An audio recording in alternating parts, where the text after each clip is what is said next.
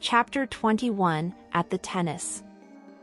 Please support by subscribing for more classic audiobooks. Several days had elapsed.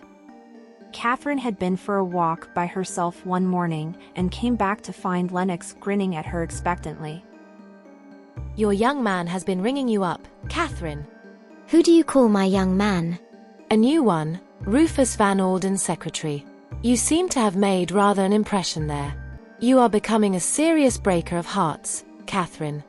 First Derek Kettering, and now this young Knighton. The funny thing is that I remember him quite well. He was in Mother's War Hospital that she ran out here. I was only a kid of about 8 at the time. Was he badly wounded? Shot in the leg, if I remember rightly. Rather a nasty business. I think the doctors messed it up a bit. They said he wouldn't limp or anything. But when he left here he was still completely dot and go one. Lady Tamplin came out and joined them. Have you been telling Catherine about Major Knighton? She asked. Such a dear fellow. Just at first I didn't remember him, one had so many, but now it all comes back. He was a bit too unimportant to be remembered before, said Lennox. Now that he is a secretary to an American millionaire, it is a very different matter. Darling, said Lady Tamplin in her vague, reproachful voice. What did Major Knighton ring up about? Inquired Catherine. He asked if you would like to go to the tennis this afternoon. If so, he would call for you in a car. Mother and I accepted for you with our pressma. Whilst you dally with a millionaire's secretary, you might give me a chance with a millionaire, Catherine. He is about 60, I suppose, so that he will be looking about for a nice sweet young thing like me. I should like to meet Mr. Van Alden, said Lady Tamplin earnestly. One has heard so much of him. Those fine rugged figures of the Western world. She broke off. So fascinating, she murmured. Major Knighton was very particular to say it was Mr. Van Alden's invitation, said Lennox. He said it so often that I began to smell a rat. You and Knighton would make a very nice pair, Catherine. Bless you, my children. Catherine laughed and went upstairs to change her clothes. Knighton arrived soon after lunch and endured manfully Lady Tamplin's transports of recognition. When they were driving together towards Kin, he remarked to Catherine, Lady Tamplin has changed wonderfully little. In manner or appearance? Both. She must be, I suppose, well over 40, but she is a remarkably beautiful woman still. She is, agreed Catherine. I am very glad that you could come today, went on Knighton. Monsieur Poirot is going to be there also. What an extraordinary little man he is. Do you know him well, Miss Grey? Catherine shook her head. I met him on the train on the way here. I was reading a detective novel, and I happened to say something about such things not happening in real life. Of course, I had no idea of who he was. He is a very remarkable person, said Knighton slowly, and has done some very remarkable things. He has a kind of genius for going to the root of the matter, and right up to the end no one has any idea of what he is really thinking. I remember I was staying at a house in Yorkshire, and Lady Clanravon's jewels were stolen. It seemed at first to be a simple robbery, but it completely baffled the local police. I wanted them to call in Hercule Poirot, and said he was the only man who could help them, but they pinned their faith to Scotland Yard. And what happened? Said Catherine curiously. The jewels were never recovered, said Knighton drily. You really do believe in him? I do indeed. The Comte de la Roche is a pretty wily customer. He has wriggled out of most things. But I think he has met his match in Hercule Poirot. The Comte de la Roche, said Catherine thoughtfully. So you really think he did it? Of course. Knighton looked at her in astonishment. Don't you? Oh yes, said Catherine hastily. That is, I mean, if it was not just an ordinary train robbery. It might be, of course, agreed the other. But it seems to me that the Comte de la Roche fits into this business particularly well. And yet he has an alibi. Oh, alibis. Knighton laughed. His face broke into his attractive boyish smile. You confessed that you read detective stories, Miss Grey.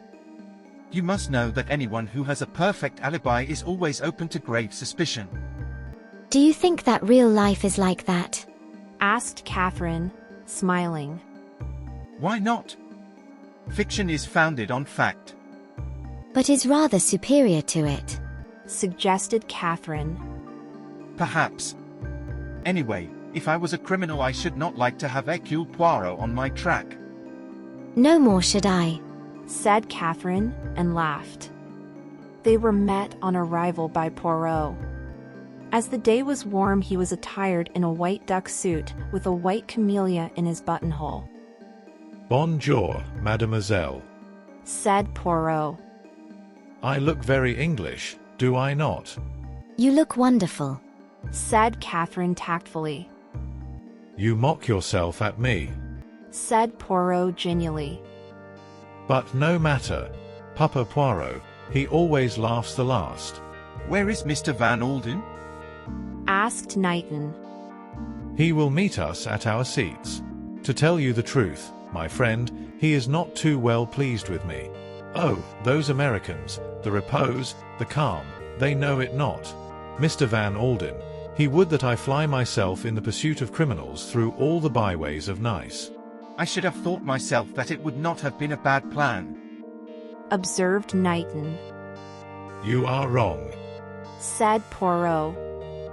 In these matters one needs not energy but finesse. At the tennis one meets everyone. That is so important.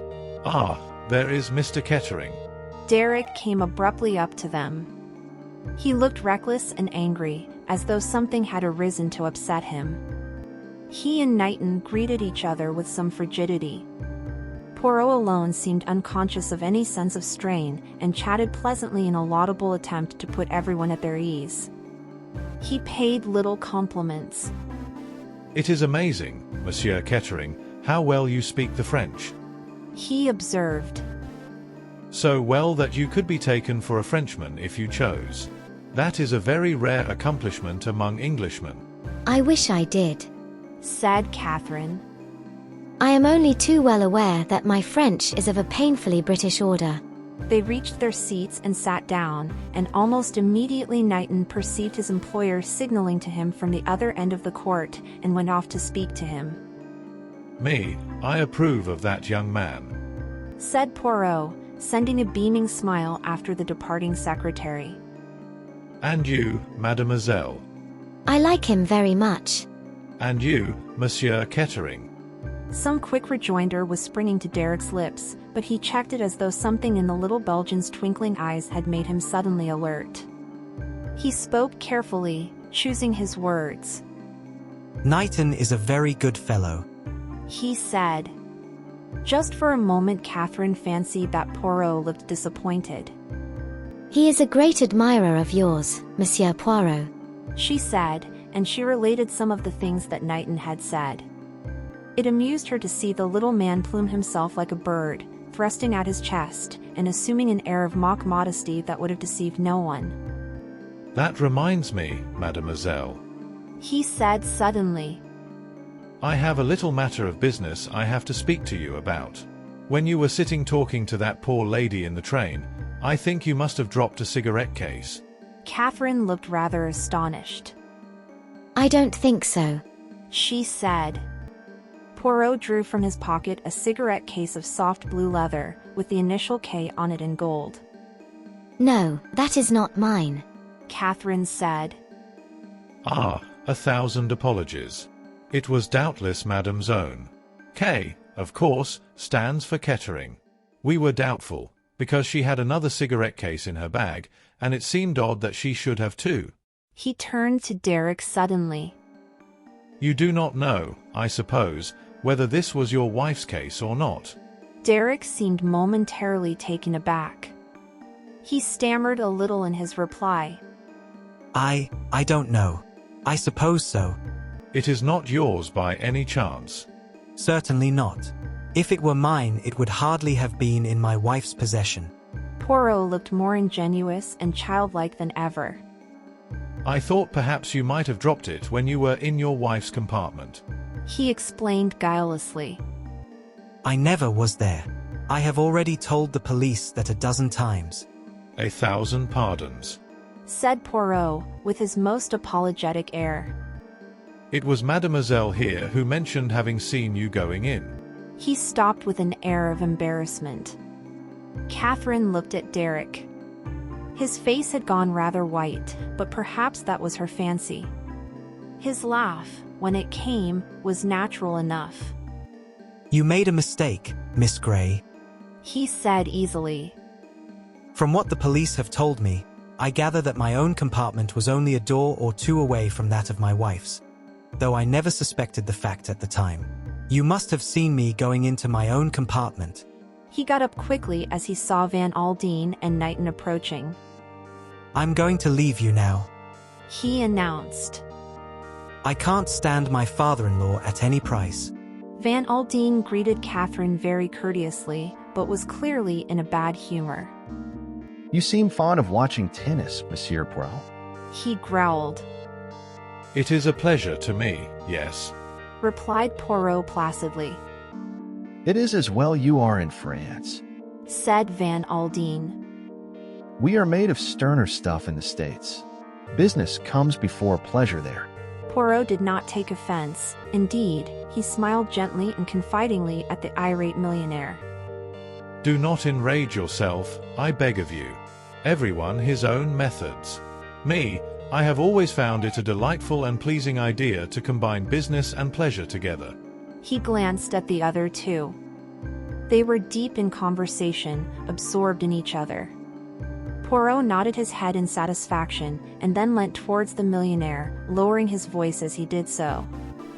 It is not only for pleasure that I am here, Monsieur Van Aldine. Observe just opposite us that tall old man, the one with the yellow face and the venerable beard. Well, what of him? That, Poirot said, is Monsieur Popopoulos. A Greek. As you say, a Greek.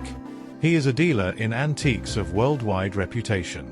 He has a small shop in Paris, and he is suspected by the police of being something more. What? A receiver of stolen goods, especially jewels. There is nothing as to the recutting and resetting of gems that he does not know. He deals with the highest in Europe and with the lowest of the riffraff of the underworld. Van Aldine was looking at Poirot with suddenly awakened attention. Well, he demanded, a new note in his voice. I ask myself, said Poirot. I, Hercule Poirot.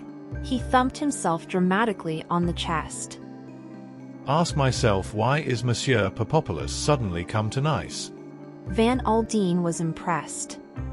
For a moment he had doubted Poirot and suspected the little man of being past his job, a poser only. Now, in a moment, he switched back to his original opinion. He looked straight at the little detective. I must apologize to you, Monsieur Poirot. Poirot waved the apology aside with an extravagant gesture. Bah! He cried. All that is of no importance. Now listen, Monsieur Van Aldine, I have news for you. The millionaire looked sharply at him, all his interest aroused. Poirot nodded. It is as I say. You will be interested. As you know, Monsieur Van Aldine, the Comte de la Roche has been under surveillance ever since his interview with the Juge d'instruction. The day after that, during his absence, the Villa Marina was searched by the police. Well, said Van Aldine. Did they find anything? I bet they didn't. Poirot made him a little bow. Your acumen is not at fault, Monsieur Van Aldine. They found nothing of an incriminating nature. It was not to be expected that they would. The Comte de la Roche, as your expressive idiom has it, was not born on the preceding day. He is an astute gentleman with great experience. Well, go on, growled Van Aldine. It may be, of course, that the Comte had nothing of a compromising nature to conceal. But we must not neglect the possibility. If, then, he has something to conceal, where is it? Not in his house. The police searched thoroughly. Not on his person, for he knows that he is liable to arrest at any minute.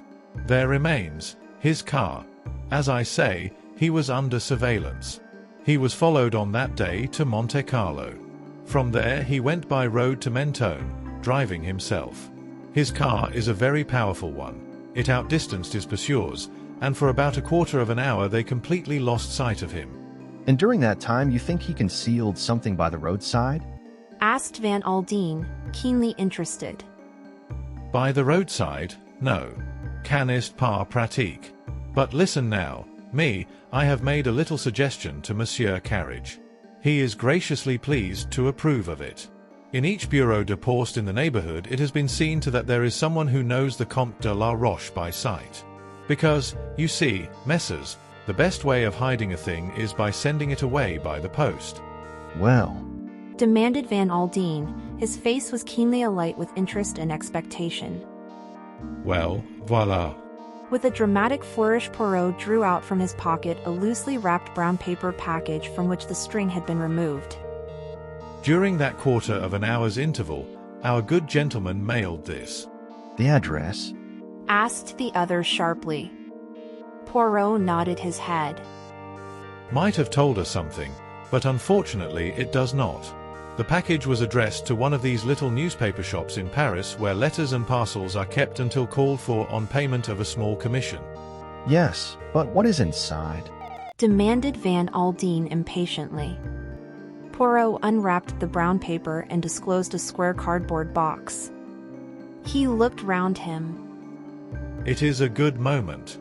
He said quietly. All eyes are on the tennis. Look, monsieur. He lifted the lid of the box for the fraction of a second.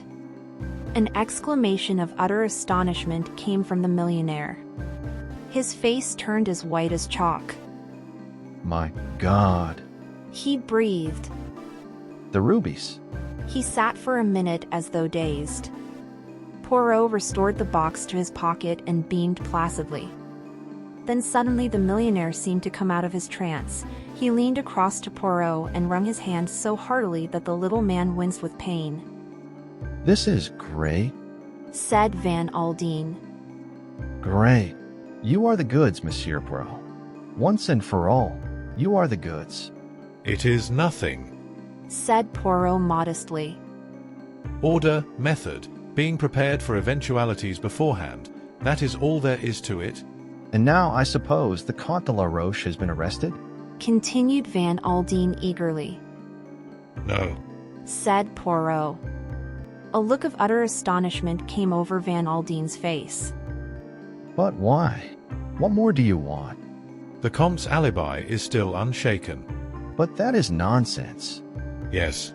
Said Poirot. I rather think it is nonsense, but unfortunately we have to prove it so. In the meantime, he will slip through your fingers. Poirot shook his head very energetically. No. He said. He will not do that. The one thing the Comte cannot afford to sacrifice is his social position. At all costs he must stop and brazen it out. Van Aldine was still dissatisfied. But I don't see. Poirot raised a hand. Grant me a little moment, monsieur. I have a little idea. Many people have mocked themselves at the little ideas of Hercule Poirot, and they have been wrong. Well, said Van Aldine. Go ahead. What is this little idea? Poirot paused for a moment and then he said. I will call upon you at your hotel at 11 o'clock tomorrow morning. Until then, say nothing to anyone. If you enjoy audiobooks like this, consider subscribing for more.